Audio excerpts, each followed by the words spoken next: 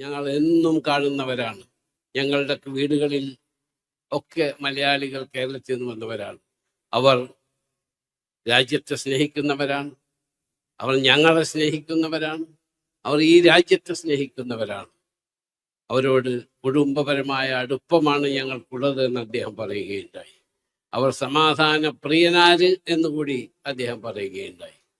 കേരളത്തിൻ്റെ വികസന കാര്യത്തിൽ അപ്പോൾ തന്നെ അദ്ദേഹം ബഹുമാന്യനായ ധനകാര്യ വകുപ്പ് മന്ത്രിയെ വിളിച്ചു വരുത്തുകയുണ്ടായി അദ്ദേഹത്തിൻ്റെ ഓഫീസിലേക്ക്. എന്നിട്ട് പറഞ്ഞു, India and Kerala is very important place for us. We decided to send a delegation to Kerala to find out the opportunities for investment in Kerala. എന്നാണ് അദ്ദേഹം പറഞ്ഞത്. I had the privilege to meet His Highness the Emir, His Highness the Crown Prince on many occasions. I am thankful for their love and affection shown to me personally. My association with His Highness the Crown Prince is from the time of Corona, when His Highness was Prime Minister of Kuwait. ഈ രാജ്യത്ത് വരുവാനും കച്ചവടം ചെയ്യാനും ജോലി ചെയ്യുവാൻ അതിൽ നിന്ന് കിട്ടുന്ന എന്ത് വരുമാനമായാലും നമ്മുടെ നാട്ടിലേക്ക് അയക്കാൻ അനുവാദം തന്ന കരുണവാന്മാരായ ഈ രാജ്യത്തിൻ്റെ ഭരണാധികാരികൾക്ക് ആദ്യമായി പ്രണാമം. അവർക്ക് ദൈവം അനുഗ്രഹവും ആയുസ്സും സമ്പത്തും സമാധാനവും ഈ രാജ്യത്ത് ഇനിയും സമ്പത്തും ഉണ്ടാവട്ടെ എന്ന് ആത്മാർത്ഥമായി ഞാൻ പ്രാർത്ഥിക്കുകയാണ്. ഞാൻ ഇപ്പോഴത്തെ ക്രൗൺ പ്രിൻസ് അന്ന് പ്രധാനമന്ത്രിയുമായിരുന്നു കൊറോണ സമയത്ത്. 2-3 ദിവസം കൂടുമ്പോൾ ഞങ്ങൾ അന്യോന്യം ടെലിഫോണിൽ സംസാരിക്കാറുണ്ട്. കാരണം ഈ രാജ്യത്തെപ്പറ്റി, ഈ രാജ്യത്ത് ജീവിക്കുന്ന കുവൈത്തി പൗരന്മാരെക്കാളും കൂടുതൽ വിദേശികളുടെ കാര്യത്തിലും അവർ വളരെ ശ്രദ്ധാലുക്കളായിരുന്നു. ഇവിടെ ഒരു ഭക്ഷണ സാധനത്തിനും ഷോർട്ടേജ് ഉണ്ടാവാൻ പാടില്ല എന്നോട് പല പ്രാവശ്യം അന്നത്തെ പ്രധാനമന്ത്രിയും ഇന്നത്തെ കിരീടാവകാശിയുമായ ഷെയ്ഖ് എന്നോട് ഇടയ്ക്കിടയ്ക്ക് വിളിച്ച് പറയാറുണ്ട്. അപ്പോൾ ഈ രാജ്യത്തിന് ഇനിയും അനുഗ്രഹങ്ങളും ഇനിയും സമ്പത്തും സമാധാനം ഉണ്ടാകട്ടെ എന്നൊരിക്കൽ കൂടി ഞാൻ പ്രാർത്ഥിക്കുകയാണ്. ഇന്നലെ ബഹുമാനപ്പെട്ട മുഖ്യമന്ത്രിയുമായ ആഭ്യന്തരമന്ത്രിയുടെ അരികത്ത് ഞങ്ങൾ പോവുകയുണ്ടായി. വളരെ രാജോചിതമായ സ്വീകരണമാണ് കേരളത്തിൻ്റെ മുഖ്യമന്ത്രിക്ക് ആഭ്യന്തരമന്ത്രി നൽകിയത്. അദ്ദേഹം പറഞ്ഞു, കേരളത്തിൽ നിന്ന് വന്നവർ, ഇന്ത്യയിൽ നിന്ന് വന്നവർ, വിശിഷ്യ കേരളത്തിൽ നിന്ന് വന്നവർ ഞങ്ങൾ എന്നും കാണുന്നവരാണ്. ഞങ്ങളുടെ വീടുകളിൽ ഒക്കെ മലയാളികൾ കേരളത്തിൽ നിന്ന് വന്നവരാണ്. അവർ രാജ്യത്തെ സ്നേഹിക്കുന്നവരാണ്.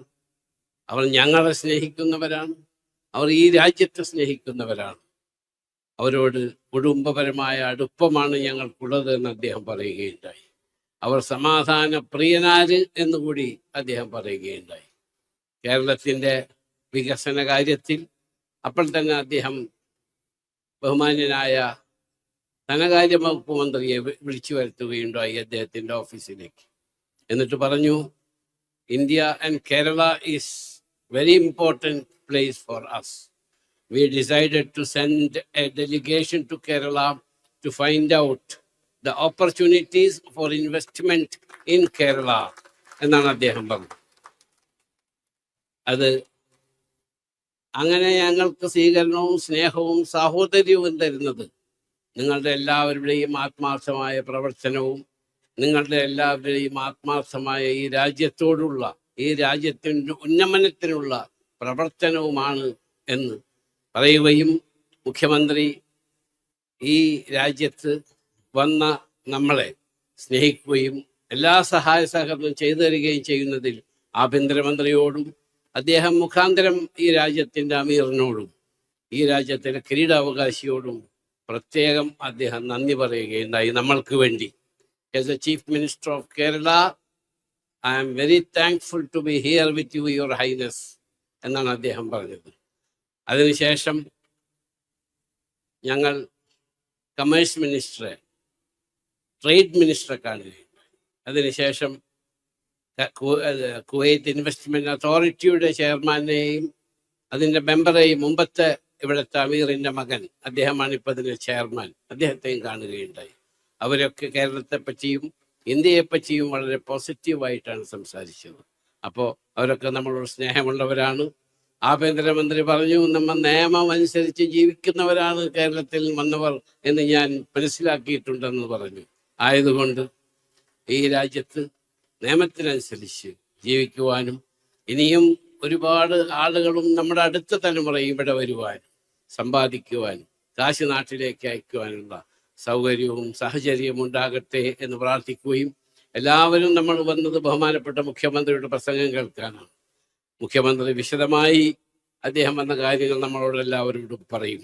നിങ്ങൾ എന്നോട് കാണിച്ച സ്നേഹത്തിനും സാഹോദര്യത്തിനും അടുപ്പത്തിനും ഔദാര്യത്തിനും ഞാൻ നിങ്ങളോട് പ്രത്യേകം നന്ദി പറയുന്നു. ഇനി ഏതെങ്കിലും സന്ദർഭത്തിൽ കല വിളിക്കുകയാണെങ്കിൽ ഞാൻ 1.5 മണിക്കൂർ വന്ന് പ്രസംഗിക്കാമെന്ന് വാഗ്ദത്തം ചെയ്തുകൊണ്ട് ഞാൻ അവസാനിപ്പിക്കട്ടെ. ജയ് ഹിന്ദ്.